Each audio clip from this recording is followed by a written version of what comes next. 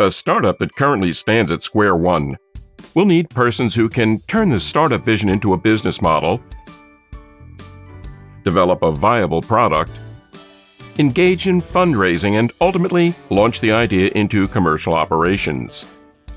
These are fundamentally different challenges from what you find in already established organizations. Therefore, the human resource requirements of a startup are vastly different as well. The A-team, the dream team, these are just some of the words to describe the band of skilled people that can define and drive a startup towards success. They are often referred to as co-founders, regardless of whether they are shareholders or not. How do you put together the ultimate dream team of co-founders for your startup? The most important step is to align the attributes of the co-founders with the traits that you wish that company will embody.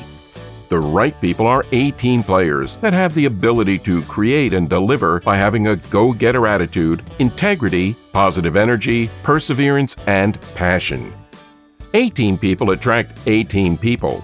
If you start up with such people on board, other talented individuals will flock to join your team. The next pressing question is, what about the titles?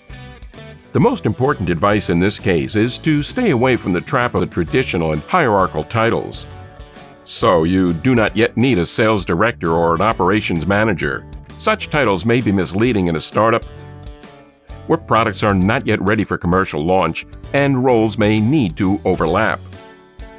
Therefore, when it comes to assigning your team actual titles, try to be innovative.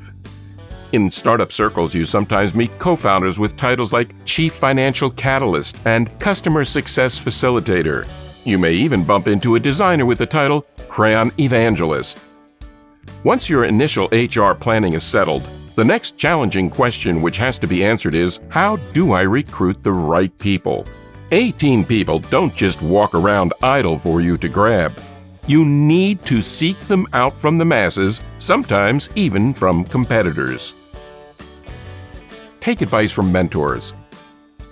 Explore your circle of friends, co-workers, and schoolmates whom you consider A-team people. You can also network within relevant professional circles to try to meet the best candidates.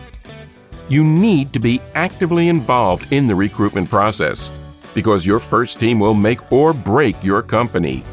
Test skills by offering small trial projects and thoroughly check references.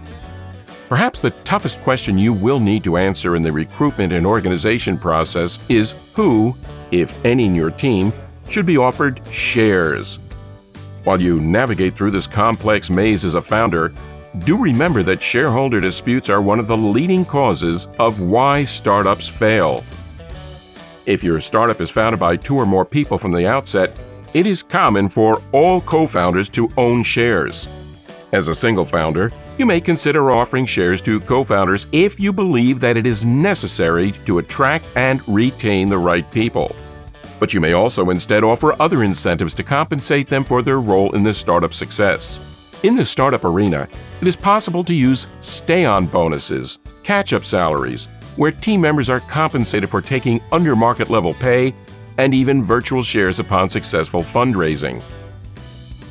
Starting a startup requires a full-time effort from all co-founders.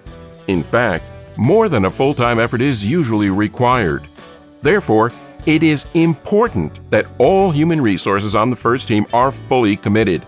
Part-time workers simply don't belong in the founding team. To the greatest extent possible, all co-founders should be working under the same roof. This way, you can ensure that team members develop and guard your unique company culture, inspire each other, and share ideas to reach their fullest potential.